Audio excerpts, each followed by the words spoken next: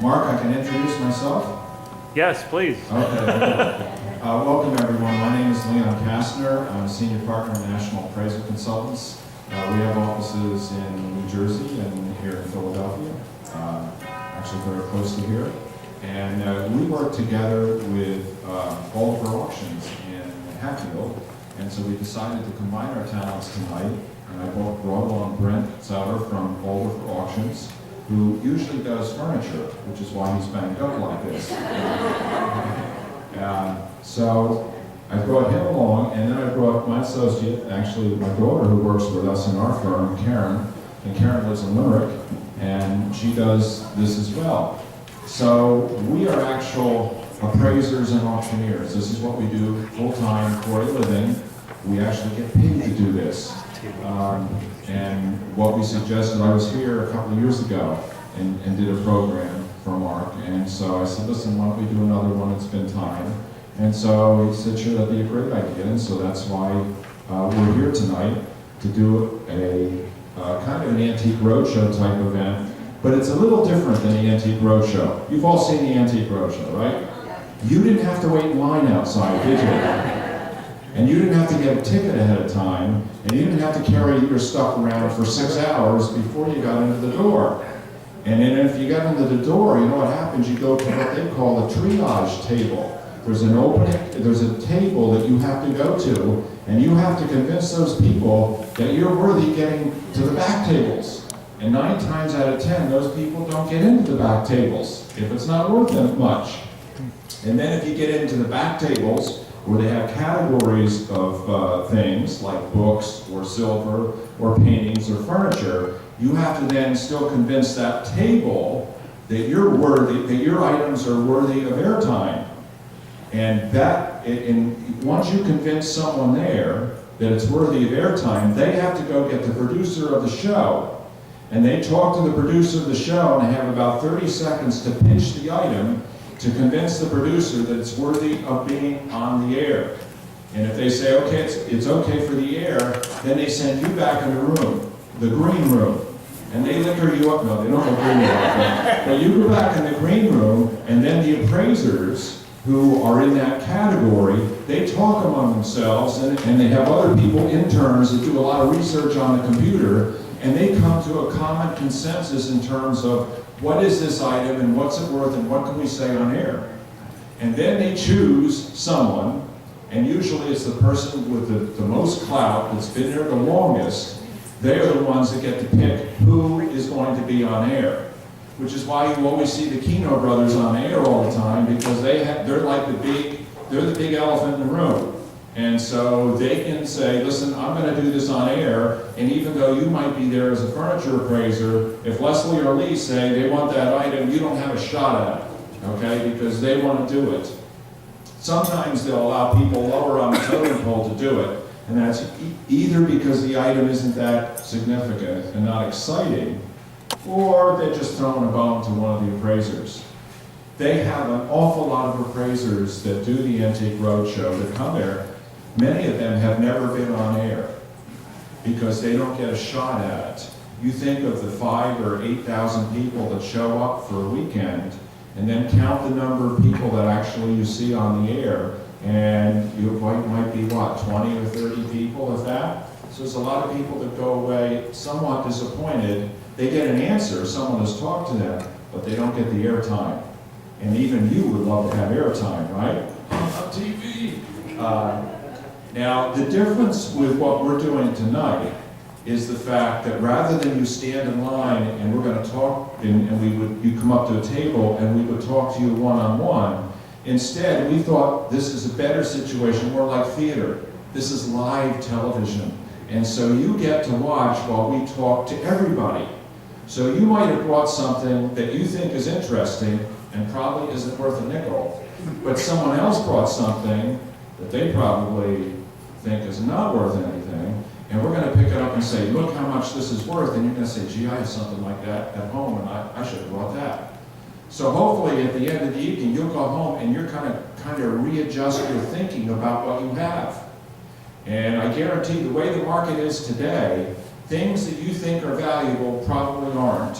And the things that you don't think are valuable, they're the things that are selling or really hot. And I guarantee that. Brent is an auctioneer. He had an auction today, right, Brent? Correct. They sell, how many auctions do you do a week at Oliver's? Sometimes 6. Six auctions a week over there. A lot of them are online. A lot of them are full color catalog auctions. Some of them are just average auctions. They go through an awful lot of items in a week that they see. They have what, 25 or 30 people that work there full time? 38. 38 people, full-time staff. So we're talking a big-time operation over there. And so Brent, because he sells a lot, how many auctioneers do you have? I am the only full-time auctioneer. Don't need the full-time auctioneer, the only one with the big mouth, but that's all you need. But then again, the auctioneer is becoming less and less important because a lot of auctions are held online. That, you know, the eBay type thing, well, auction companies put things online as well. So the auctioneers become less and less important. I used to be an auctioneer for 30 or 35 years in New Jersey before I decided that, well, that's too much of a headache. Why don't you just do appraisals? And so that's what I did. But I am very familiar with the auction market as well. And so that's our background. And what we want to do is we want to kind of pick up an item, and there are kind of groups of things here that are in the same category. So what we'll do is, if we're going to pick up a glass vase, then we're going to talk about a glass pitcher on the same breath. And this looks like a plastic bottle, and it's not worth a heck of a lot. It might be valuable later. So we're going to kind of do things in groups. And the other thing we're going to do is we're going to give you ranges. We're going to give you what I would say would be a conservative range rather than an exact dollar amount. Most appraisers, if I have to do an appraisal for a specific use, like for an estate or for divorce or for insurance coverage, I have to provide a specific amount. I can't provide a range. But because tonight we don't have a lot of time to do research and we don't know what you are going to do with the item, then we're going to kind of give you a range, like, oh, that's $100 to $200, or that's only $1 million to $5 million, or you're not going to go to Disney with that one. I'll tell you what that means. That means it's junk, junkhead. Okay. If you're not going to go to Disney, it means, okay, it's nice. We're not going to embarrass you. Okay. So that's how we're going to do it, and we will answer questions at any time. We're pretty likable people up here. We like to talk to people, and so we like to answer your questions. We would like you to have a nice evening and enjoy yourself, but to be educated, to learn some things. The other thing I want to do as we do this is I do want to plug the library, because it's amazing how many resources are available in the library that people are unfamiliar with. You may not be able to go out and buy all the antique textbooks or resource guides or identification things, but a lot of times they are available in your library. And so you can come and sit, or you can come to the computer. You come to the computers and you can go on the databases, and sometimes the library will have databases that you don't have individually.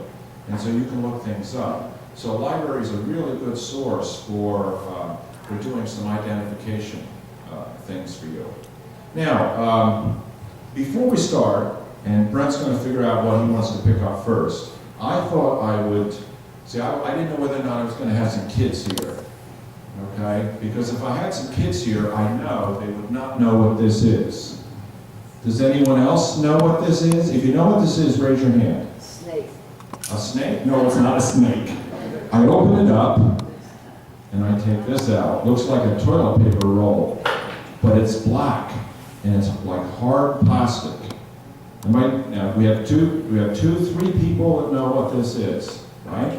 And they're kind of wondering whether they really do. I'm going to give you a clue.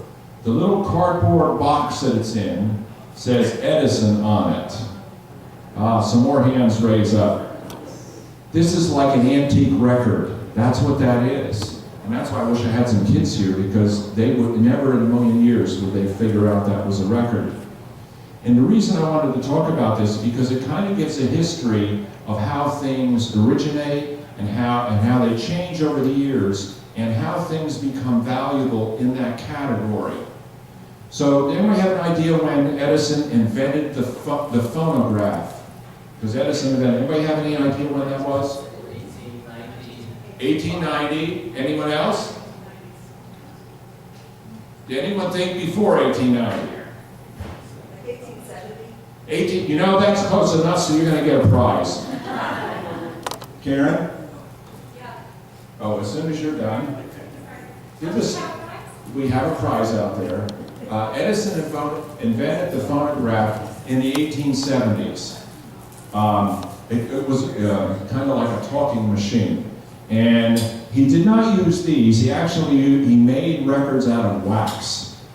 And it was kind of soft wax, beeswax. And it was in this shape. And he developed over the next 10 or 20 years, he developed a machine that would record, and it was to record sound, not to play sound. And they thought the big deal for this would be in offices, that they could dictate and they could record things and then play it back. The only problem, because the record was so soft, you could only play it back a few times and then it was ruined. It just wouldn't be stable enough. So in about the 1890s to 1900, he began to experiment with different type of records.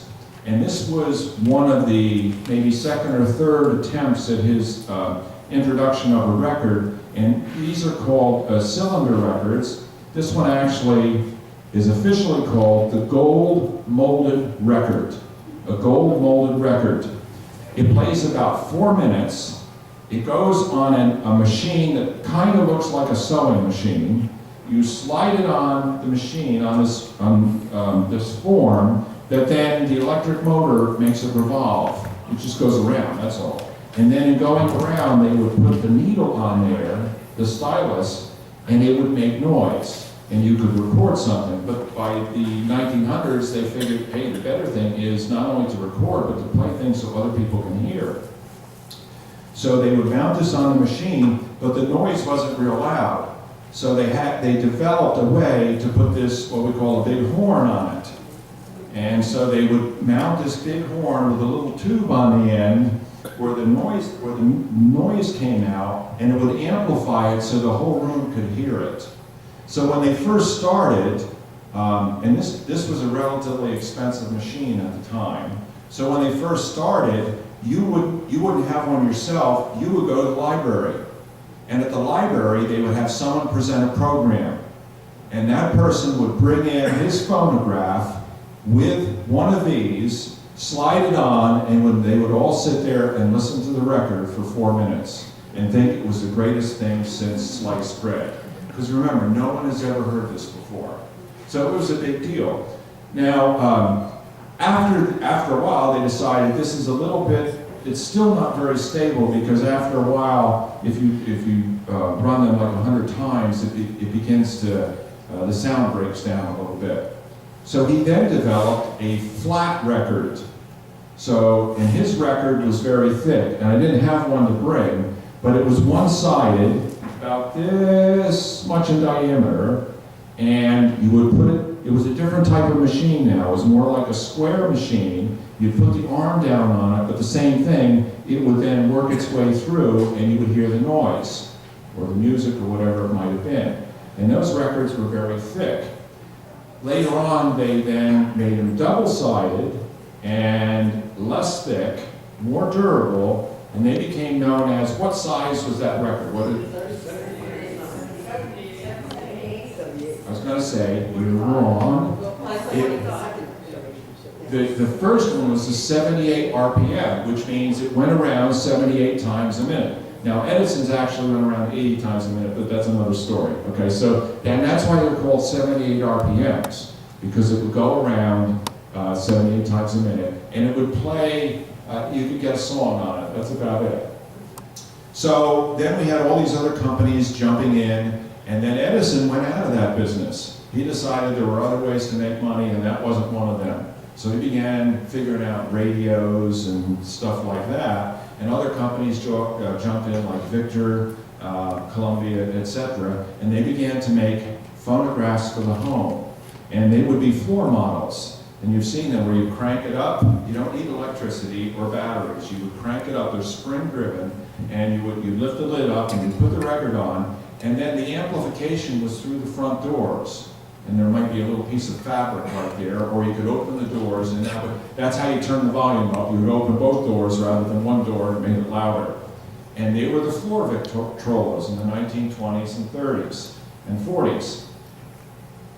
Then they developed the 33 and a third RPM, right?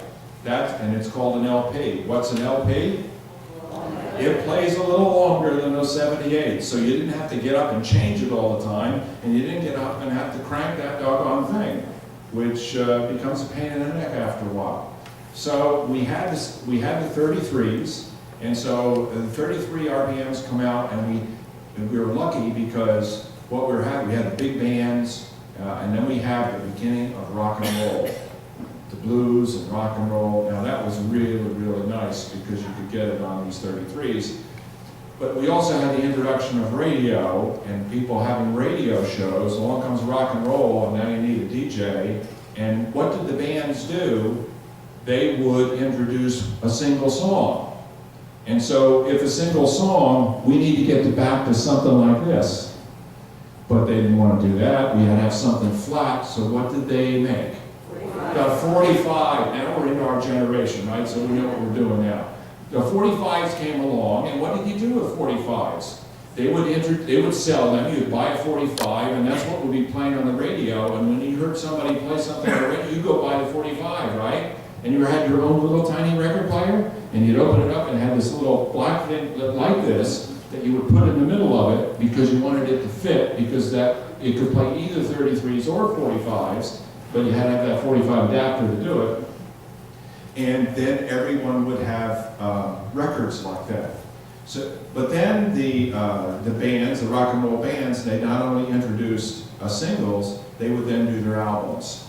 And so the albums came out in the 60s and the 70s, and the albums would come out, and now you had, an hour, 45 minutes of music on one side, 45 on the other, and they come in these beautiful jackets. The jacket and the covers, and they had artwork and psychedelic stuff on the outside, and so the jackets became as important as the music itself.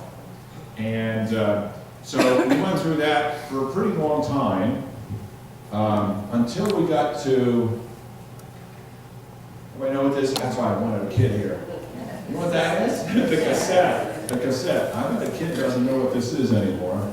We came to the cassette. We actually came to tape recording first.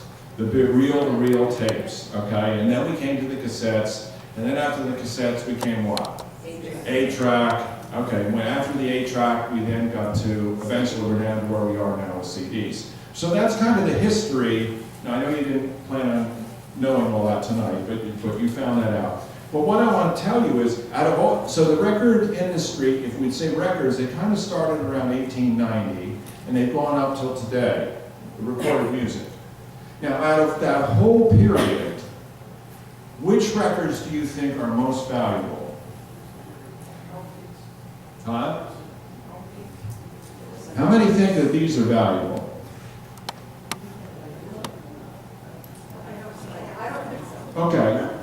Okay, so you got to have a player, and those players cost what, $400, $500, $600, maybe even more if it's in really nice condition. So they are expensive, and they are a pain in the neck because you have to do them, over and over again. But truthfully, these are not very valuable. These are at the introduction of the technology. Brent, how much would a record like this sell for? Yeah, about 10, and he's being really liberal with that. About $10, and that's all. I mean, you could have a whole case full probably. And now it does kind of depend a little bit in terms of who's on it, who did it, right? But not that much. Okay, I mean, yeah, it makes a difference. But if it's just plain old, and by the way, they did mostly classical music back then. And if you heard one of these, you wouldn't really think it was great. But there are some artists, because they're very rare, their recorded music is so rare that it could be more valuable. But have you ever sold one for over 100? What's it? Yeah, no. A box. Okay, it's very rare to have one of these bring a lot of money. That's why I haven't brought it. If it were rare, I wouldn't have brought it. So we get into 78s, okay, the real thick ones and the shorter, the 78s, and they were very, very popular. And if you go into an older house, you might find boxes of 78s up in the attic. Do you think they're valuable? They aren't valuable either. Sometimes we don't even want to take them out of the attic to sell. And boy, it could have all of Mozart's works and all of Beethoven's and you name it, and it just doesn't matter too much. There's just not that much demand, with few exceptions. There's always exceptions, but very few. But now we get on to into the 50s and into the 60s, and we get into rock and roll, and guess what? That's where the money is, okay? That's where the real money is. One of the top selling albums, anybody guess? Give me one of the top 3 albums of all time. Okay, I'm gonna agree, it's one of the Beatles. It's a specific album. It is not Sgt. Pepper. Okay, it's the White Album, but what about the White Album? It isn't the White. The one that what? The one that wasn't white. No, when it was originally issued. Actually, in the White Album, the #1 pressing of that album was Ringo Starr's copy. And he sold it and brought it $800,000. Okay, now, so if I can't tell you that the White Album is worth $800,000, no, it's not. But Ringo Starr's was worth $800,000. But there's actually another album that's probably just as valuable as that one, and I'm going to give you a hint. The Beatles might be in the answer, but the Beatles is not the answer. Now you got to think about that. The Beatles might be in the answer, but the Beatles aren't the answer. Some of the Beatles might be in the answer, but not all the Beatles are in the answer. Does that give you a hint? Paul McCartney was in it. George Harrison was in it. And John Lennon was in it. It was before they were the Beatles. What were they called before they were the Beatles? Was it the Highwaymen? I wrote it down just so I wouldn't forget it here. It was called The Quarrymen. The Quarrymen, and the title was That'll Be the Day, 1958, The Quarrymen. So you have 3 Beatles on it before there were Beatles, and guess what? There was only one copy of that album in the world. Do you happen to know who owns that one copy? Paul McCartney. Paul McCartney owns it. He spent over £200,000 on it at the time, which was in, I think it was more than 10 years ago. There's another Beatle album that is worth about $500,000, and this one is a John Lennon album. Anybody know what that was? No, it wasn't the Yoko Ono one, and the one where he was naked on the bed on the cover, where he was like in the fetal position. No. The 2 Virgins album, both of them were on the cover. No. Okay, I'll give you a clue. This album was, I can't remember the name of the album. However, this album was the album that, is it Hinckley? No, Chapman.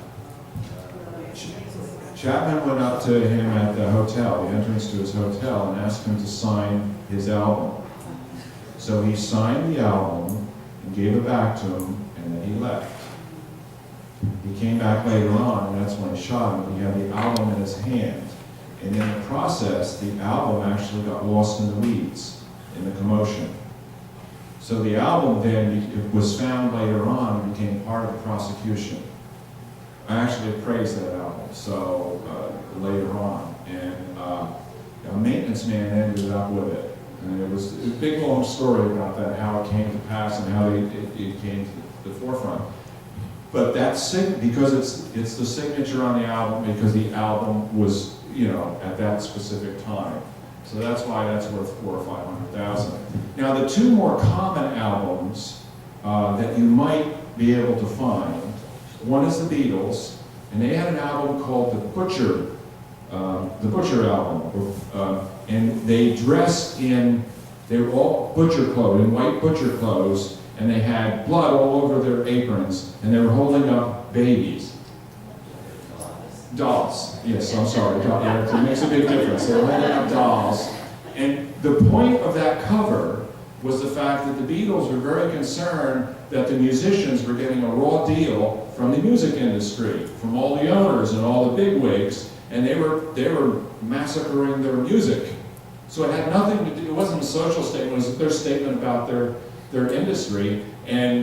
But because when it first came out, you can't have that, the people will not buy that, so they made them pull it from the stores. So it did get out there. They actually came back and the thing they did is they plastered over it, they put contact paper and put another cover on it. And then they reissued it with an entirely new cover.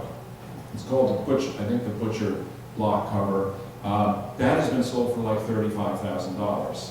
So and now, and the other big one is actually a Bob Dylan one, which is called Freewheeling Dylan Blues, John Birch Freewheeling Blues. And the reason that was significant is because of a couple songs that Dylan put on that album that were a little bit too racy for the time, too political for the time. And the same thing, when it was issued, they said, you can't do that. And so they pulled all the records back and they redid the album, but some of them got out. And so the ones that got out, same thing, $25,000 or $35,000. Now there are some Elvis albums and 45s that are pretty valuable, et cetera, but in giving you the story and the whole history of that, I wanted you to realize that there's some things about value, that make things more valuable than other things. And age had very little to do with that, right? Because these old Edisons are the oldest records we have, and no one seems to care that much. So age doesn't matter. Something could be 100 or 150 or 200 years old, and the marketplace says, so what? We don't care. The beginning of a technology change, when something changes from one to another, right at the beginning, some of those items will kind of peak because everyone says, oh, they're not going to do, it's like when Kindle came along and e-books, oh wow, they're not going to make books anymore, so all my books are going to be valuable because no one will have books. That hasn't happened, right? So, but at first, when people think that, then that market spikes a little bit, it goes up a little bit. So we had some, every time we changed technology, we had some things that began to spike, but then eventually they go down. And they go down real quick now with the advent of like eBay and the internet. Because now everybody figures it out real quick.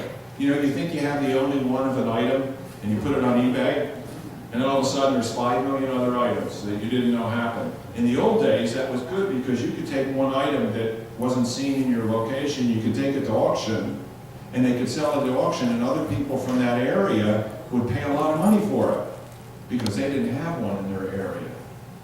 And it would take a long while for fads to filter through the community, through the states. That doesn't happen there. Everybody who goes to his auction, okay, I guarantee you they've been on the internet all week. They're checking out prices everywhere. They're checking out what they're selling for in California or Oregon. They know what's going on. It is very difficult to hide things. So everybody kind of knows what's going on. So when you look for things of value, you say to yourself, number one, how unique is this really? Is this one of a kind? Is it the only one made? Or is there something unique about this? Number two, is it connected with something?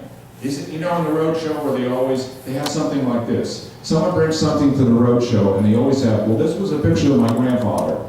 And he was in the War of 1812. And see, he was wearing this medal right there in 1812. And I have a letter of him right here in addition that's signed by the King of Prussia, thanking him for his service. And it's like this big, they got to get a big board in the roadshow and pin all that stuff up. And then he said, well, and that grouping is probably worth $10,000 to $20,000.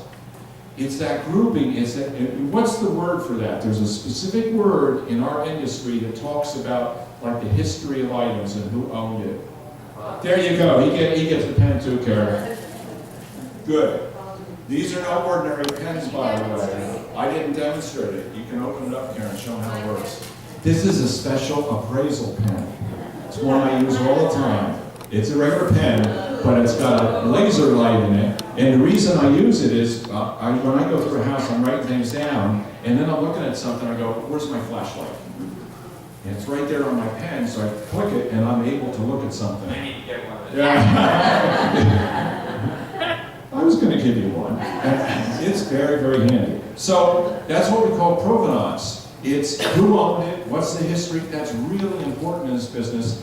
People will pay more. I can have two identical items, but one was owned by, I don't know, Marilyn Monroe. The other one, we don't know who owned it. And they're exactly identical. Guess what? The one Marilyn Monroe owned is going to be worth 1,000 times what the other one is. Because she had it in her hands, she touched it, she might have even kissed it. So, I mean, it's like people love this stuff. So that's really important, provenance and things like that. So I want you to realize that when we're going through things here, is that values are dependent upon that type of information, and that's important. Which is why in the roadshow they'll say, okay, who owns this? Okay, or they'll say, what do you know about this? Okay, so whose is this? Okay, what do you know about this? You're supposed to make up a good story now, okay? My father was a Marine in World War II, and when he was in Hawaii, and apparently bought that there and had it made there. That's what I know. And is your father anybody that we would have read about, or I wish that. your father isn't Arthur Godfrey? No, too bad. Okay. So we've got, again, it's not a ukulele, it's a very small guitar. Hawaiian guitar, yeah. So Hawaiian guitar. But what we do, like a musical instrument, like a guitar, they are signed or labeled usually on the inside of the, right here. So you'll find, like if you find a violin, you say, how did they know that was a Stradivarius? Well, if it's a Stradivarius, the people know without looking for the label. But the labels are there. And so you look inside where the label is, and that will tell you. So if this was made by the Martin Company here in Pennsylvania, they're a good, it's a good guitar place. This has no label on the inside, and it's a nice musical instrument, but it's utilitarian. And I'm going to say it's under $100, right? What if this had a label of the Martin Guitar Company in it? No, on the contrary. Martin, we actually sold a Martin guitar, Hawaiian guitar, when you talk about provenance, we had the original bill of sale, called Martin Guitar. We showed it to them, they got involved, they actually purchased it for their archives, and that sold for $13,000. So provenance is everything. Also, Martin Guitar out of Nazareth, Pennsylvania, free tours. If you ever want to do something, great museum, great tour, something to do on a weekday or a summer day, good little outing. Right, so see how much, now it's not just the label, because Martin guitar is made better, but you can see how that makes a difference because of that. Okay, so we're gonna kind of just throw it open now to us up here and kind of decide who's gonna do what. Karen, I'm gonna let you do something, is that okay? Karen's a newbie, right? So I like to put her on the spot here. You want to pick something? Do you want to do the high C? Is that easy or not? Oh, I wouldn't do that. No, you can. I'm just kidding. You can do that if you want. Do you know what they are? Oh, okay, good. You want here? Bring it up there. Okay, so the marking is, Yeah. marking is a Gogel mark from Western Germany. Now, Gogel is the people that make Hummels, right? So this is it doesn't look like a Hummel, does it? But it is a Hummel. It's a Hummel figurine. It's called the White Madonna. And if you look at the bottom, Karen, there should be a mold number on the bottom right there. Do you have it there? Yes, 10/1. 10/1. So if you went to the library, I'm sure they got a reference on Hummels here in the library. Look up, get that book, look under Hummels and go 10, because it's mold number 10. And you flip to that page and it'll tell you all about this piece. and it'll tell you that this is called White Madonna. And if there are variations on that, it will also tell you the variations on that. Now the thing with a Hummel, now what about this one, Karen?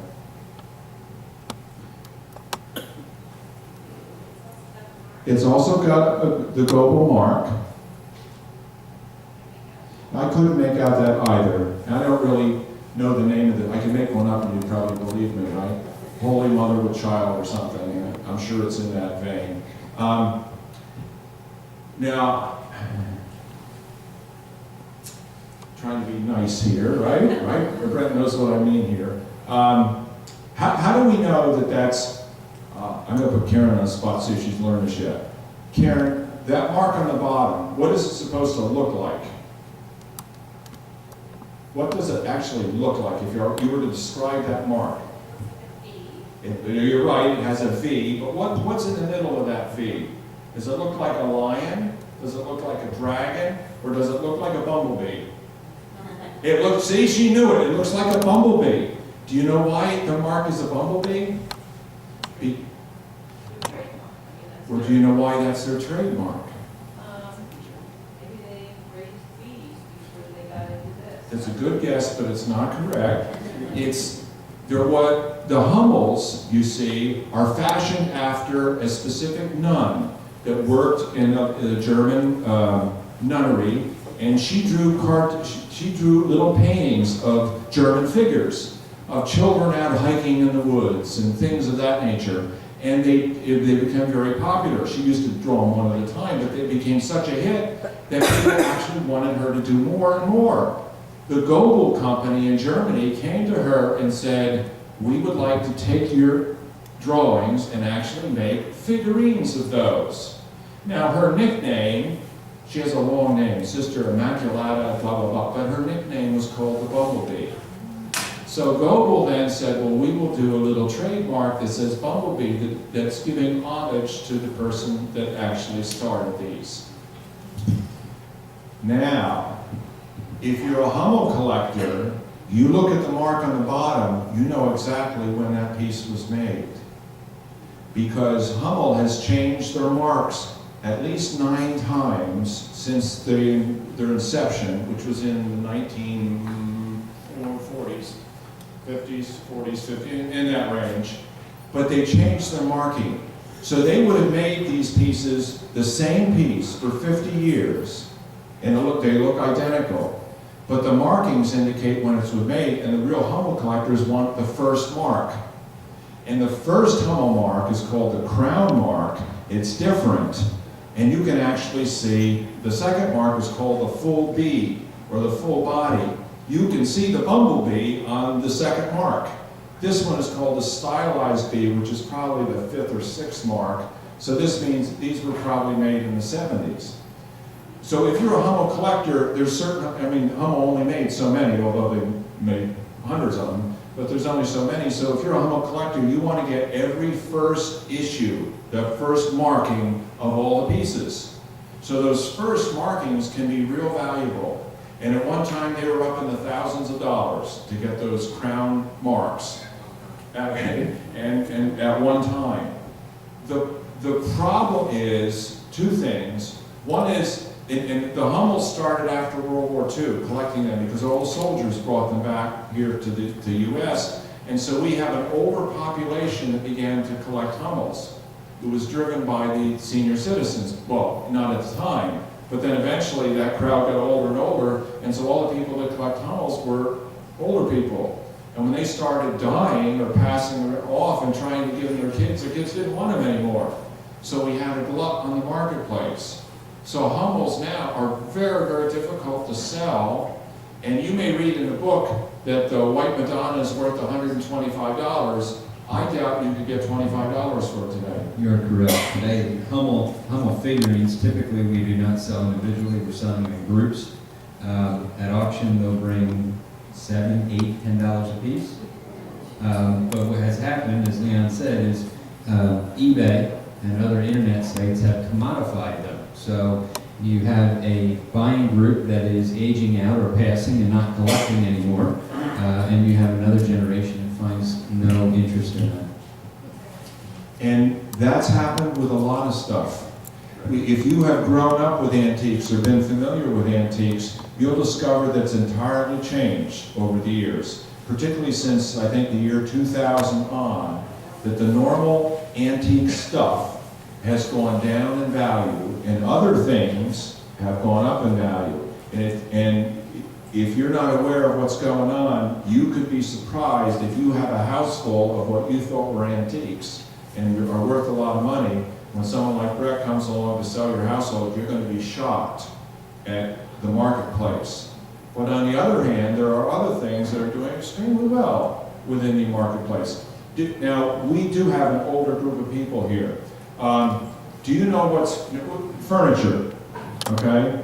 Do you know what style this is? What would you call this little rocker? Victorian. Very good. Give that lady a pen. We're going to get through pens in a minute, okay? We'll get to something else. A Victorian rocker. Now, it's a child's rocker, and it's made out of wicker. Wicker first started in the Victorian period, but then emerged again in the 1920s, and then it came, everything comes back, you know, after a generation or two. So that's a nice little Victorian child's rocker, and at one time that might have been worth $200 or $250. What's it worth today, Brent? Today's market is probably less than $75, and that's probably generous. Right, right. Things have really changed. However, there's something called mid-century modern, which is stuff from the 1950s and 1960s and even 1970s, God forbid. That stuff is bringing a whole lot of money. So if you grew up with things in the 1950s and 60s like Danish modern and things of that nature, I'm sure there was a point where you wanted to throw that stuff away. It had no value. That's the stuff that's selling right now in terms of furniture. But again, not just because it's from 1950s, 60s, 70s, the common denominator there is designer. So it has to be designer and maker coming together to drive value. And also what we're seeing there is the next generation that is buying and collecting that, you know, design transcends what? Fashion.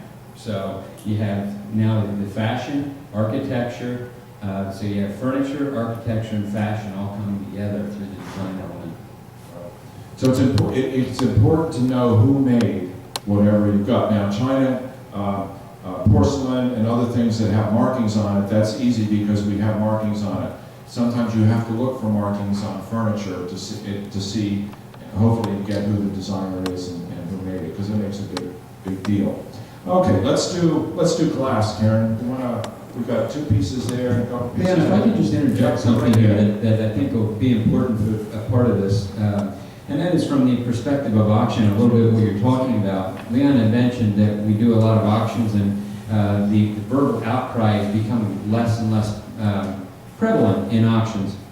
And I've been doing auctions for 37 years. And when I started in the auction business, we started selling in the backyards, okay?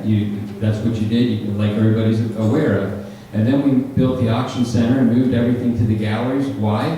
People were downsizing in stages. You were moving from the three generations that lived on the farm. We're now downsizing and moving to the age-restricted communities or the retirement communities. So now we have another element, and that is when the values were dropping because we have another demographic change of we're not entertaining in our homes, we're dining out, we're eating out. So what happens to tableware and glassware and those things? Oftentimes, over and over again, and my children have traveled with me on many occasions, and my son says, yeah, I got it, Dad, I got the elevator speech, and what things are worth and why, because of demographics and people and the changes that are going on. But when people are dining outside and they're taking their neckties off and they're relaxing, they're no longer having the fine china that needs to be hand washed and the crystal that needs to be hand washed. They're happy with a box of wine and some plastic cups. But again, that's the trend. So now what's happening in the auction industry is we've taken it and evolved a bit more to now a lot of our auctions, when we go to your home, we're taking the home and downsizing it in stages. So I may go into the house and our crew will triage your collection. So there may be things like artwork and postcard albums and historical documents that will come back to our auction center and be sold there. The rest of the items, because of expense and other factors, we're photographing the items in place. So we're taking a picture of that dining room suit in place. We're taking a picture of your china displayed in the china cabinet. We're eliminating the cost of packing and moving. We're taking those pictures, posting them online, selling the items in an online auction, and the buyer comes and picks up the item at your home and carts it off. They pack it, they cart it away. Just like what? Craigslist, Amazon, and all those things. We offer shipping to people if they don't have a truck. We'll deliver it for them if they want to buy it online. So we're finding that through this evolution of the auction method, we are picking up another demographic of buyer.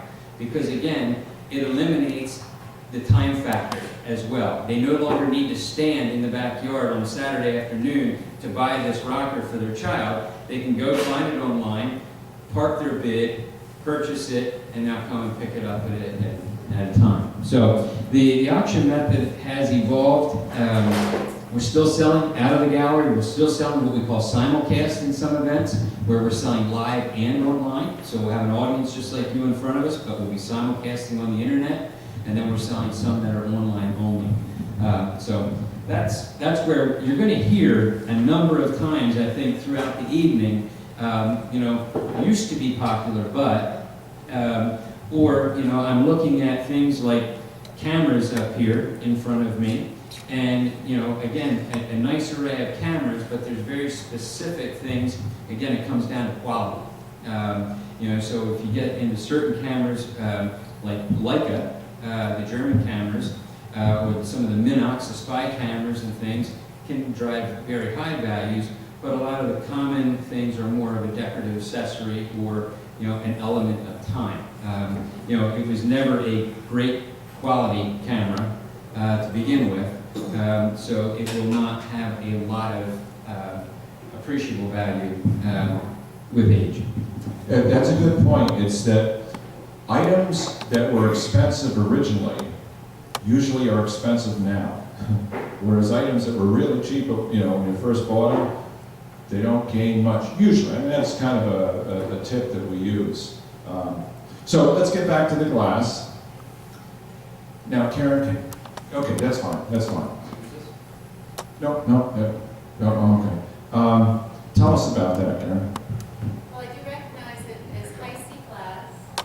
That's about all I know. Oh, you know more than that. I do? What type of glass Oh, is it? it's pressed glass. What do you mean by pressed glass? Well, as opposed to cut glass, pressed glass was made using a mold. Right. So it's got definitely a less sharp edges. And you can probably see a seam there Yes, somewhere. I see. And what about this piece? Don't cut yourself.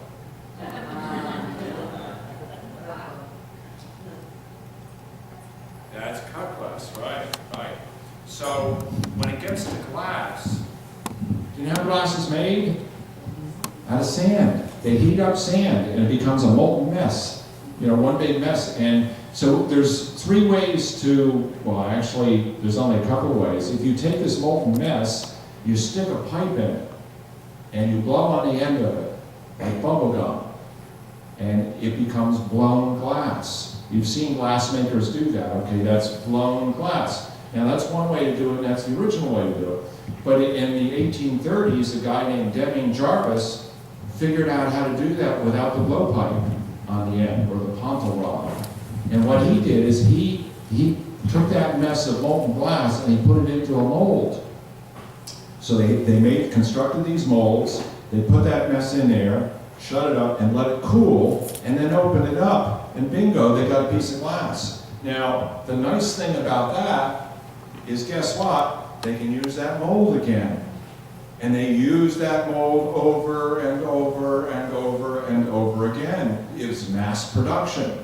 So when you get into a piece of pressed glass like this, they could have made millions and millions and millions of pieces, which is what they did in the late Victorian period because everybody was buying stuff and consuming stuff and they were collecting certain patterns, just like some people do today. So they would have to furnish their whole dining room in a certain pattern, and they made things that you wouldn't believe. They made bone dishes, toothpick holders, you name it, they would make it in glass in certain patterns. And it was just consumerism, let's buy more. So the key is in pattern or pressed glass like this, because it's made in a machine, it's mass produced, and frankly, sometimes we don't know if it's made in 1880 or 1980, because it's made the same way. So, and there's so much of it out there that the demand has really dropped for it. Even if people started collecting patterns, they started collecting colors, they started errors like depression glass, but even that has now kind of gone down. The one saving grace about this picture is, Karen said it was what type of glass? But she gave it a name right at the beginning. She said it was Heisey glass. Well, if you looked at the bottom, you can't see it from where you're sitting, there is an H in a diamond right there. That's a trademark for the Heisey company. And they tended to make pressed glass of a little higher lead crystal, so it was a little better. And at one time, the piece of Heisey like that, one time I'm going to say might have been $75, right? Yeah, I would agree with you. I think what happened though, Heisey went out of business in what, late 50s, early 60s, and then in the 70s, 80s was when the push was, because now we were a generation out of, we were 10 years, 20 years out of the closing of the factory, so everybody was jumping on that bandwagon to collect Heisey glass, and there were china closets full of Heisey glass, and today it's just one of those things, again, nobody cares. You would probably put that in a box lot, right? Sell it as a group maybe, yeah. And that's just unfortunate. Whereas this piece, which is cut glass, was not made in a mold. This design was made by someone sitting at a grindstone.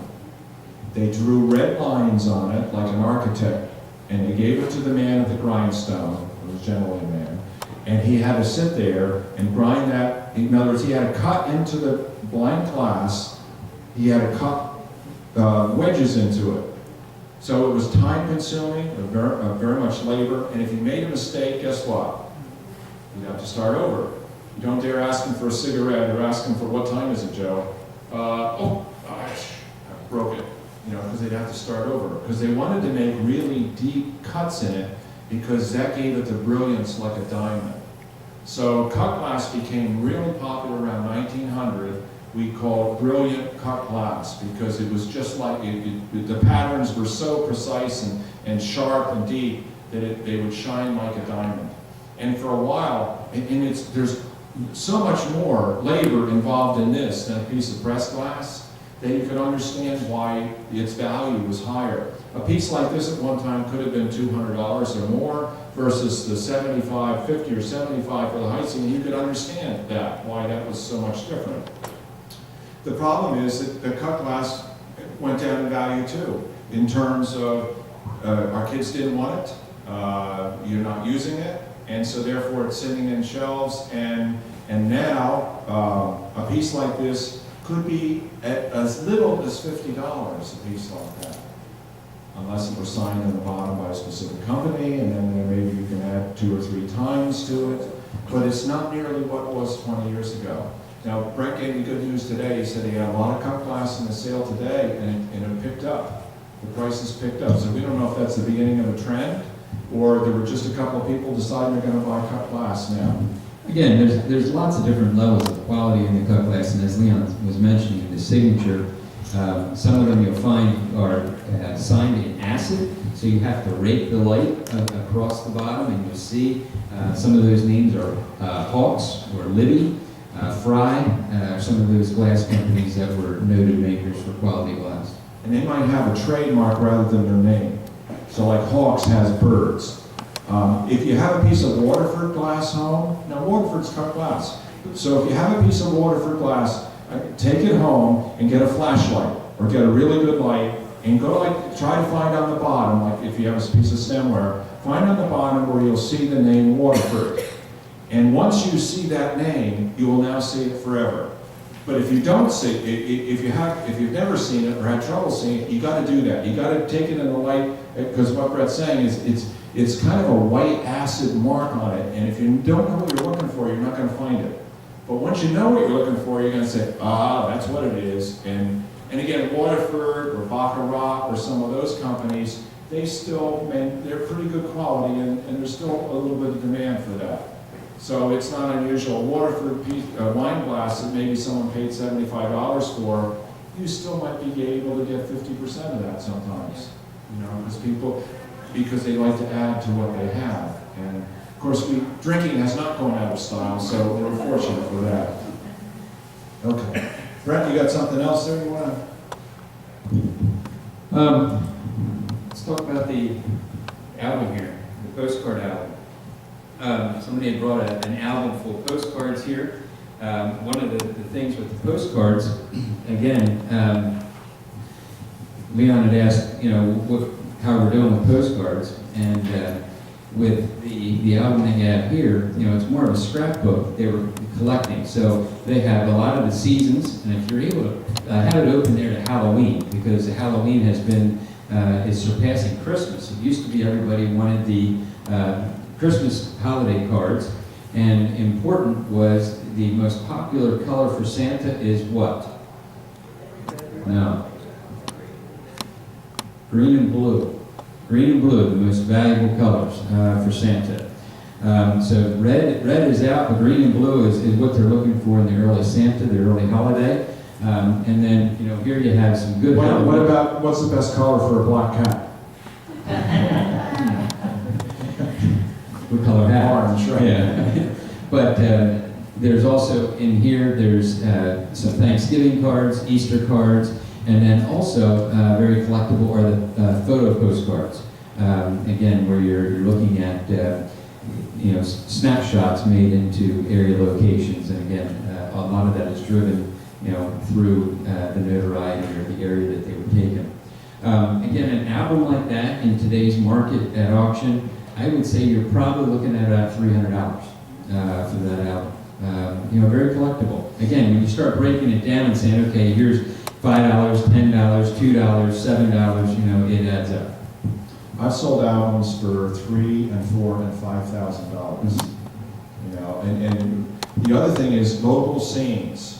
So if, for example, these are all scenes of Phoenixville, and they have like the early train station, early Main Street with early cars on it, or even horse and buggies, when you begin to get into that, and if there are certain people that collect local cards, and they don't have those cards, then an individual card could be worth over $100. So you have to be careful. Look. If I have a postcard like a Native American, would that be? What do you think, a Native American? Yes, but again, who is the Native American? You got to know. If it's a notable chief or something like that, that would add value. But typically, people are plugging more into holiday. In there, I would say the driver of value is the Halloween and Christmas. If you had a photograph of an Indian chief, that's a different story. Because that means someone actually took his photograph, and it could be an original photograph, then it could be worth quite a bit of money. The same thing, if you have a photograph of, you have early photographs of daguerreotypes, like photos on tin. If you would find one with someone in a uniform, and it's from the Civil War, then all of a sudden you could get into a lot of money. Someone just... And even better, a photograph of somebody from the Civil War missing a limb. Okay? So again... Less is more, right? What sells, people always talk about historical document. What sells, there's lots of Civil War diaries out there. But what people want to read, it's just like picking up a book or watching a film. You want to see guts and glory and honor and all that other stuff. You don't want to hear about blue skies and rolling grass fields. You want to hear that the troops are struggling, or they took over the the enemy or whatever, and that's what, adds to the value, is content. The big deal in the photograph community right now, the collecting community, is the fact that the first known photograph of Billy the Kid, it just came in, and it was an incredible amount of money that thing's worth. It was a hit, unknown to this point, and so that is a big deal. Okay, what else here? Yeah, we got. You have a question, second? Oh, yes. Yes. Are the postcards valuable or more valuable if there's writing on the back, or like this kind of thing? That really doesn't matter that much. It does matter the condition. So if it's written on the back and addressed to someone, we don't care. But if it's torn on the corner and been handled, that is a big deal. So sometimes, I don't know if it's ever really added something to have someone, that on the back, or an address on the back. But what we do is sometimes, if we go through an album like that, we'll look at that because that'll tell whether or not one person collected it, whether it was one family or whatever. And sometimes it helps with genealogy as you're doing that kind of work. Sometimes you might find a stamp on one that could be valuable. You find either an upside down airplane or a blimp, a dirigible, a Zeppelin. You find one of those stamps, you let me know, okay? Because they can be valuable. We were going to do, this is what we call ceramics. Ceramics is kind of like, it's porcelain and pottery. Everyone calls this stuff China. Technically, it's not China, it's something different than China, but we're all going to call it China. No mark on the bottom. It's a little creamer made out of cow. Well, that was smart. Somebody really, why don't we make a cow into a creamer? That's a great idea. We'll know what's in it. But there's no marking on the bottom. This probably was something that you would have purchased at the we don't have 5 and 10s anymore, do we? This would have been purchased like a Woolworths for the 5 and 10, and it might have been like 58 cents or whatever. But we don't have a marking on the bottom. But people do collect cows and they collect creamers. So that's a saving grace, except one of the horns is a little rough on this. Big chunk on the bottom. And Chunk. there is a big chunk on the bottom. Now, tell us about condition, Brent, because that's Condition. Condition is everything. Yeah, that you could have a $1 million piece and you got a $999,000 chip on the bottom. That's how much chips and condition. So whenever you read about something bringing a lot of money, or if you see the road show and wow, I got one just like that, check condition out. Okay, condition's really, really, really important. And again, going back to the fact that what's happening in a lot of commodities, we're having less buyers. So when there's less buyers for, say, a piece of furniture, replaced fees, or refinishing, or condition, if a vase has a piece of cut glass has a big chip out of it, there's less buyers for it, so they're going to be more discriminating because there's more merchandise for them to shop. So that's why the deductions are so great. Yep. Little angel right there, same thing, 5 and 10 cent store angel, maybe not even 58 cents, maybe even less than that, 29 cents. However, even though this looks, I don't want to say junky, but it looks junky, people collect this stuff. That's the one saving grace about eBay is the fact that you get people that collect this stuff that will spend more than I think it's worth. And like head vases, right? There's these, they kind of look like this. It's a vase and it's out of some lady's head. And they were very, very cheap. And now some of them can bring $50, $60, $80. This one has a paper label on the bottom. It's made in Japan. And it says art. Now, this doesn't mean this is fine art, okay?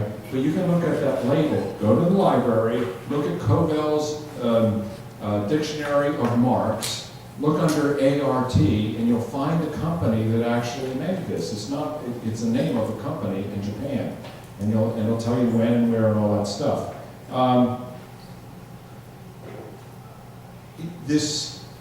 I would say this is probably under $10, but I would bet you that on eBay it's probably listed for $35. Someone is listing it for $35. They're not selling it, but they're listing it. Which I'm going to give you a little hint here. You all know how to use eBay.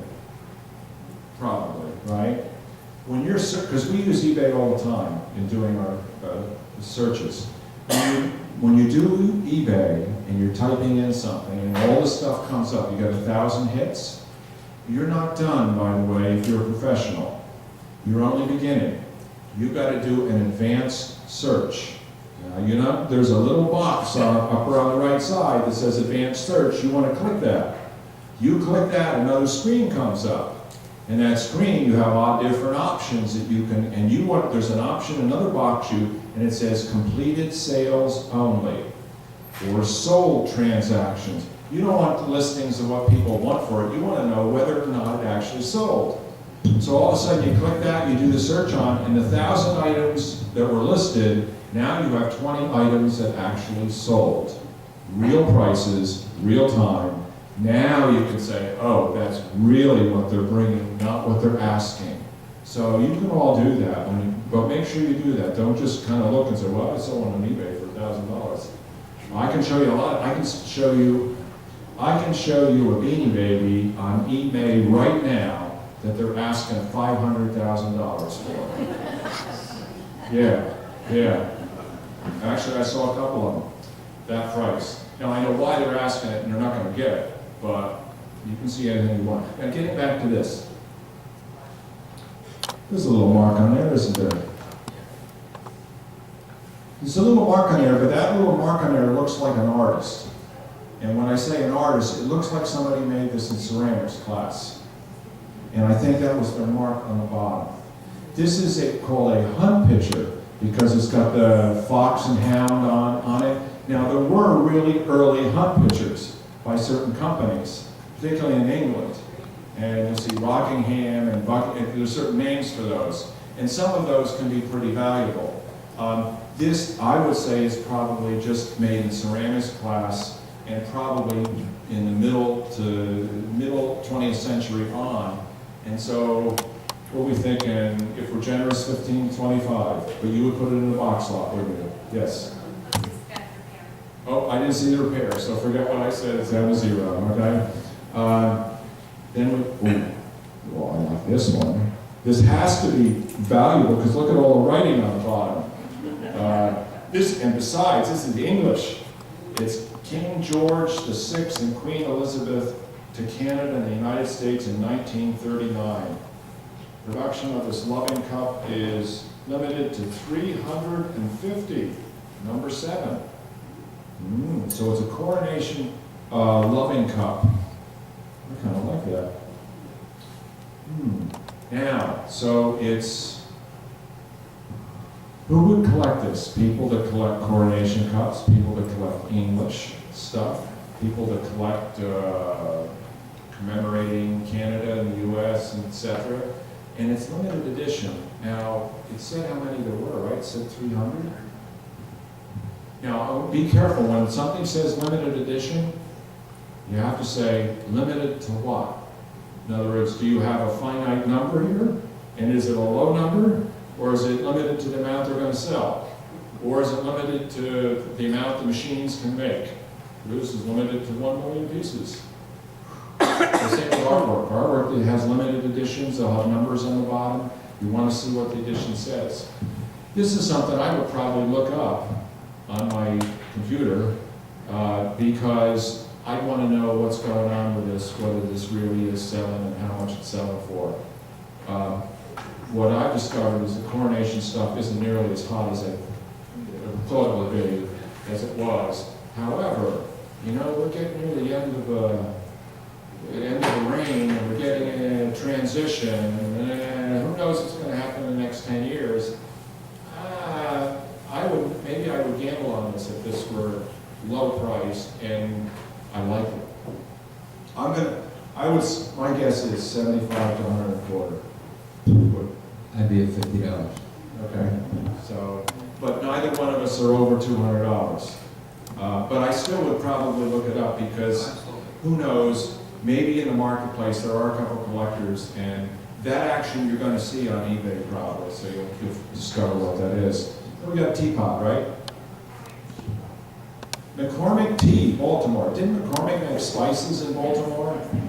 So I'm wondering whether this might have been a premium. You know, did they do something with their spices? Did they, when their teas, did they combine it? I don't know. It could, I do a little research on this. I Google this one and say McCormick Ceramics, Baltimore, and see what came up. What if you have a tea set that is made in occupied Japan, and it says occupied Japan? Is there something, since that's a limited? Yes, a very good question. I have a radio show that we do, and it's nationwide, and we take callers and things that they have. And the first 5 years of our show, the #1 item that came up was tea sets. And there were tea sets that came up either between World War I and World War II or Occupy Japan. Now, Occupy Japan is that very short period of time after World War II when the U.S. when MacArthur occupied Japan, and they forced the factories that were once making armaments, they forced them into making knickknacks and junk stuff because they wanted to get their manufacturing going, and they then imported them to the United States, exported them to the United States, and we began to purchase them, and it kind of helped everybody's economy. So now when people like to collect Occupy Japan because it's that short period of time, and you can amass a pretty big collection. And when you first if you first started out doing this 30 years ago, you could buy things for $2 and $3 and find them at garage sales, and it was really, really cheap. And then all of a sudden, prices started going up, and people found out they made clocks marked Occupy. They made some good items marked Occupy Japan. Those items actually really rose in value. My guess, from my knowledge now, is that that's kind of subsided back down. That we don't really have the collectability that we once had. And I think it's probably because the quality of it wasn't that good in the first place. So the people that collected Occupy Japan, there's just not that many around. So all the calls we had on the show about tea sets between World War I and World War II or Occupy Japan, they all got the same response: is you're not going to Disney. Okay? Which meant that it was, if you're real lucky, you might be in the $50 range. If you're real lucky. So now the McCormick thing, that's why I said I would Google that to see whether that was a premium. If that was a premium, it would have more money than it's just a regular teapot, because people collect premiums, and a teapot as a premium would then have kind of like an added value. So I would check that out, but my guess is even so, it's not going to be more than $50. Probably more like 25, I think. And again, if you're lucky. You know, one more piece of ceramic good? Or go ahead. Okay. This is marked China, so it must be really good. Now that's kind of a joke, and it's not a joke. And there's a long story on why they mark why China is China, which I'm not going to go into now. This has character marks on the bottom, which look impressive, but are not. This is probably purchased in Hong Kong, and it's definitely 20th century. It's made to look like a celadon piece, which is this color green. Some of the early pieces of Chinese ware from the 19th century in celadon have really gone through the roof. I mean, the Chinese stuff really went through the roof because they started buying their stuff back. You see, all the stuff had left their country, and all of a sudden they got some money and they wanted to get stuff back, and that's their heritage. So the early Chinese stuff now began to bring, lots of money, $1 million, $5 million, $20 million, and you're going, 20 million for a vase like that? But then there were all kind of reproductions that came out and more giftware, and this is in that category, unfortunately. When we get something that let's say this did look like it was 19th century, and it looked like early Chinese celadon, and the marks on the bottom were legitimate marks that went to a particular reign in China, and what I do, I get my phone out or my camera out, I take a couple pictures, put them up, and I mail them to an associate, and all they do is Asians specialties. And they'll help me out on it because you can't know everything about everything. Were you beginning to talk about the McKinley Act to China? No, go ahead. That's it. I would have. Okay. That's in my big Chinese talk, but I'm not doing that. Well, So I think it is important. The McKinley Act was, or McKinley Tariff, was put into effect in 1890. That meant that the country of origin had to be placed on items as they were being exported. So if that was an antique piece, you would not see China on it, okay? you would just see the 4 or 5 or 6 character mark would be on that piece. And the difficulty with Chinese porcelain, you can pretty much go to the internet and look up Rosenthal, Royal Dalton, Nippon, Noritake, whatever, and you'll be able to find something in patterns.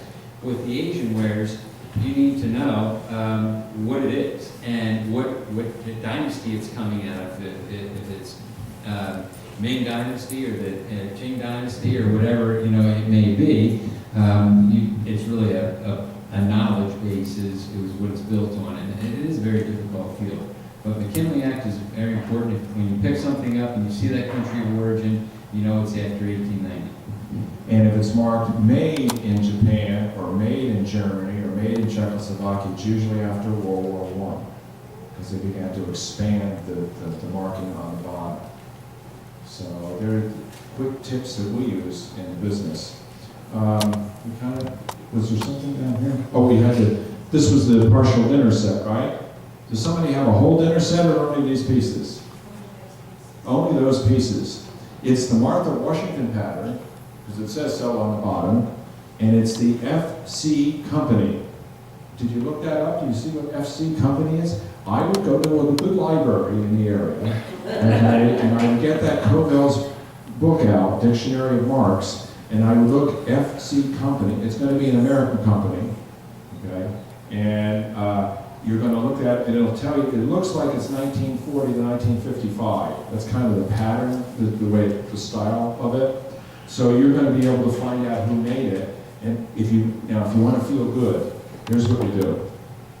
If you want to feel good, you find out who made it, and you know the pattern. Now you go to a site called replacements.com, okay? And you type in that pattern, and it'll all come up, and it will show you how much they're asking for those pieces. And you will feel so good about what you have, right? You've got $1,000 worth of stuff there, right? Now I want you to know about Replacements Limited, okay? It's a big place in the Carolinas, and they started as basically a like sterling silver service replacement, but then they got into everything.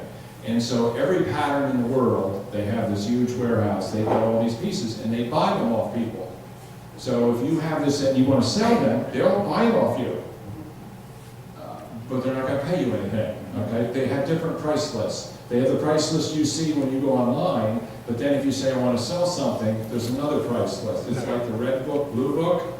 And so they'll look at, you send it to them, they'll look at those pieces, they'll probably take 1/3 of what you have. Because the other 2/3 are going to say isn't up to their quality. A little bit of wear on it, the gold's not really good, there's a little chip on it, we don't want that stuff. We want stuff like brand new. And they'll offer you probably a 1/5 or a 1/6 of those prices that you see on for sale, and you're going to get you sent that whole box to them, you're going to end up with a check for $38, and you say, why didn't I take it to Alford's? I would have saved a lot of time and effort. However, the other side of the coin to defend replacements, if you had this in your house and you used it all the time for company like Thanksgiving, and one of your grandkids came over one day and broke the lid on that piece, on the server, and you're having Thanksgiving coming up and you want a lid, where are you going to go? Replacements. So you go into replacements, you look for that pattern, you look for the lid, and you say, $89. I need the lid. What good's it with it? So you pay the $89 and you get it. And yes. Now, we use replacements as appraisers for insurance coverage. So, because you're paying, in an event of a loss, you want the insurance company to replace it or to compensate you for that loss. So we use the high value for insurance coverage. So it is appropriate at certain times. So if you want to feel good, go to replacements. But what's happening with some of the sets is, there was a time where having the set was important. Sometimes we are actually breaking sets down because of storage and everybody's simplifying. You want to have some flashy serving pieces, so sometimes what we'll do is we will sell the serving pieces separate from the flatware and sell it as two separate lots. And one last, Kutani. Kutani is a type of Japanese ceramic, right? A lot of times in the Kutani you'll see little geisha girls on it. We call that geisha ware. And basically Japanese ceramic rather than Chinese, usually in the red colors. No, at one time, certain pieces, if they're really large or unusual, will bring a lot of money. Otherwise, probably not. Those three pieces will probably end up in a box lot. Well, in that condition, yeah. Every piece, I think, is a spider crack or some sort of condition issue. What's a spider crack? Ah, you see in the Looks like a bottom. daddy longlegger.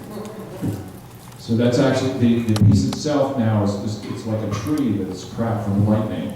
So it's there, and you kind of can't get it back. That may end up breaking sometime just sitting on the shelf. If that were extremely valuable, there are restorers that will restore it. In the old days, they used to use staples, actually, and they would staple it right into the ceramics. And that's except if you're collecting an early piece of Chinese export porcelain from 1800, it's a really nice big platter, good, yes, you will get it repaired. And it's acceptable. Now, it's not worth what it is perfect, but you would still get it repaired. You can almost get anything repaired today, and it's whether or not it's worth the cost. You know, so you'll get, even glassware, you'll have glass doctors, they'll say, well, listen, we'll take that chip out, we'll grind it down, and you'll never know there was a chip on it. Well, yes, but is it worth doing that? I was going to say, and probably a word of advice is if you're going to get it repaired, get it evaluated by somebody other than the person repairing it before you do that. Sure. Because frequently we get things in that were appraised by the restoration company, and they were appraised at a very high value, and because it cost a lot to fix it. So if I have a $5,000 vase that cost me $3,000 to fix, well, the auction value would have been $750. So, you know, if they would have known that, they would have paid the restoration. Right. A true appraiser is one who's impartial. They're giving you an opinion of value, but they are impartial, unbiased, and they don't have a dog in the fight. Okay? You don't want to hire me that if I'm going to be biased or impartial. Even if you're getting a divorce, you don't want to hire me if I'm, you know. People tend to think that appraisers are advocates. They take your side. I don't take your side. I am an advocate for the truth. So I give you the value that I've determined, and that's it. You're not going to push me one way or the other. You mentioned the cameras. We have all three there. Was there anything special on any of those three? Well, I mean, here, I would say in the Holiday, you have the 3-lens, you know, which adds a little bit more decorative value. Here you'll see some of these being used as window dressings or, you know, as pieces that will help decorate, you know, a studio or an office. So I would say that piece there, the motion picture camera, would have the most value based on decorative and the 3-lens model. But again, you're probably looking at less than $50. When you're talking about the cameras, you know, so much has to do with the lens and the quality of the lens, the optics. So when I was talking about Leica, German cameras, or you know, some of the early nighttime cameras are bringing the money. As I mentioned, the Minox cameras. With the early cameras, when you got into the folding cameras, the pocket cameras, there when you open them up, you're looking for bellow colors, okay? So many of the bellows, the leather bellows that are inside, were black or brown, but what adds value is when you get into green, blue, or red, you'll find those as well. The other cameras here are, again, lesser quality, and I would say, you know, nominal value. Okay, now we're going to do real quick, we're just going to jump at the items that we haven't done yet, okay? We've got 2 pictures here. So we're in the area of artwork. This picture is a watercolor, looks like a watercolor of a town scene. And there is some markings on the bottom, on the lower left side, which may be the artist, but I don't know. I don't recognize the signature. So, person who brought this, did you know who did this or not? No. Who brought this? No. No, you don't know, right. So, if I don't know, that's a big deal. If you don't know who did it, now there are a really, really good library, like the one in Philadelphia. There there are some libraries that will have dictionaries or encyclopedias of artist signatures. I have one in my library of European artists and American artists. So I will take what I think is a signature, as long as I can decipher one or two letters, and I will go to my dictionary and see if I can find who that might be. And also, then when I go to my databases, like Ask Art, other data, ArtPrice, etc., for people like us, we subscribe to databases. We pay money to use them. Okay, we don't get them for free. And so each of the artists then has examples of their work that is sold at auction, and they also have examples of their signatures. So we're able to match up often with one to another, and it's important to find out the signature. If I didn't know who this was, but I know it's inscribed, I'm going to say it's a watercolor of a town scene. It's not going to be worth $100, no matter what, no matter how old it is. If this were even a well-known artist, it's probably not going to be a heck of a lot more, because it's just a generic town scene with a building. There's nothing, you know, it doesn't grab me. This little pastel here is a landscape as well, and that does have an artist signature on the left, which then I would have to look up and see. Now, in terms of hierarchy, it's like a print is at the bottom, and then there comes a drawing or a sketch, and then comes a pastel or a watercolor, and then comes an oil or a real acrylic. In other words, we kind of have a hierarchy. And so the pastels were very popular during the Victorian period. They're like charcoals and with color, and they often wear. You know, the color just kind of fades out there. And I'm going to say that even if we know who this artist was, the same thing. It's not going to be extremely valuable. In the range of their artwork, it's going to be on the lower end. I would look up the name though, and then see if you can find it and see what their work is going for. My guess is even if we know who it was, it's probably going to be in the hundreds, not thousands. One thing to remember with artwork, you know, there's so many artists out there, and there's hobby artists that are painting for pleasure, and then there's skilled people that have gone through school and are educated, and but the key there is they have to be discovered. You know, they need to be discovered, they need to be marketed, and they have to become part of an artist community of collectors. You know, people ask all the time, you know, why does Andrew Wyatt or Andy Warhol bring the money he does? He's traded worldwide.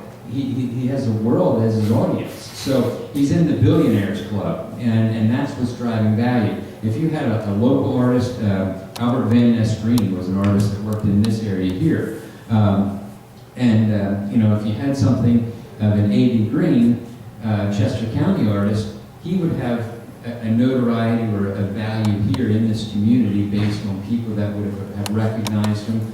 We have some very, very good schools of artists in the Brandywine, in Bucks County, in New Hope, and out of Philadelphia. So, but again, in many of the paintings, just as Leon and Karen and I are looking at some of these items and identifying Heisey before you see the trademark, or being able to look at a piece of porcelain and say that's Goebel or that's Royal Dalton, an artist has a signature too. And it's not a physical signature, it's how they painted, it's the color palette they used, it's what they painted, the medium that they used.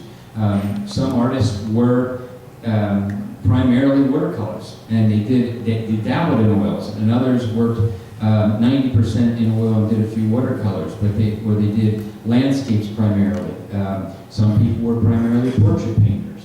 And those are some of the things that you need to look at, and then look at how does it fit in today's culture.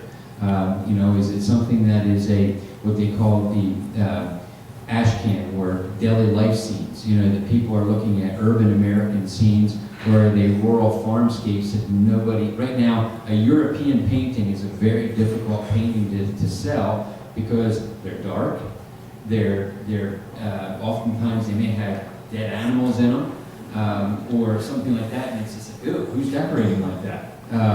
You know, but where you find an Impressionist painting from the 20s that has great color and content, and that market's thriving, doing very well. Or your post-war pieces that are more abstract, that are falling into that mid-century time period.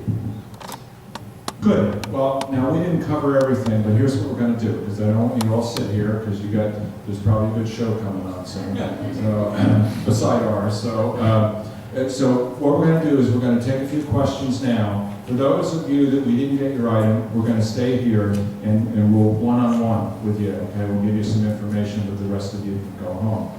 Okay. Any questions now before we? Yes. Are things historically dated, worth more on anniversaries? Like now we're 100 years from the end of the First World War. Does that mean things will start to increase in value? It does a little bit. The question was, do things that are like have anniversaries, when an anniversary, the 100th anniversary of something coming up, does that increase its value? The reason it increases its value is a little bit is because of all the media attention to it. So for example, Abraham Lincoln, because it was the anniversary of, was it his death or something happened a while ago, is because the coin was 1909 VDB when they first made the Lincoln cent. Well, in 2009, we all knew it was going to be the 100th anniversary of the Lincoln cent. And so everybody said, well, Lincoln, because we're all doing this, then Lincoln stuff is going to go up a little bit. And the answer is yes, it went up a little bit. But it doesn't go up as much as you think. What about Civil War items? And I'm not saying a weapon, but like, I have epaulets from the Civil War, from the soldiers' shoes. Sure, Brett, you can answer that, because you do a lot of that stuff. Again, you know, documentation is huge. You know, if you have the regiment, the soldier's name, any of that we can track, find out any history. We do a lot of historical documentation, and we do have evenings. If you go to our website, we have events that we hold at our auction center for specific areas of expertise, and then we have our specialists in those fields, and we have somebody in military and historical documents that does a very good job. And then we give you an auction estimate if you have any interest in selling it. And while I'm on that subject, in the back of the room is Sherry Russell. She's the CEO of Oliver Auction Company. So if you are leaving tonight and you have any questions about Oliver services, she'll be back. There's some information about and some flyers for our auctions. They're there. She'll be there. If you have any questions, you can talk to her about those services. And the yellow pad that where you're passing around, if you didn't put your name and email, it's up here. Come up and put it before you leave.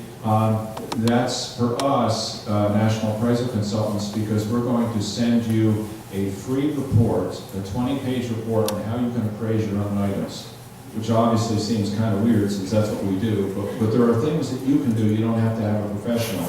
And if you sign it up, we're going to send you that. And in addition, we will send you a link to our radio show, so you can go online and listen to our radio show, and if you like us, then it'll give you something else to do. It puts me to sleep every night. So we want to thank you for coming tonight. We appreciate it. We hope we've answered some of your questions. We apologize for not getting anything, but we will talk to you tonight. And if you really miss getting a prize, we have extra prizes up here. So if you come up and ask very nicely, Karen will give you a prize. And it doesn't have to be a penny, it can be something else. But again, thank you for coming, and we appreciate it very much. Thank you.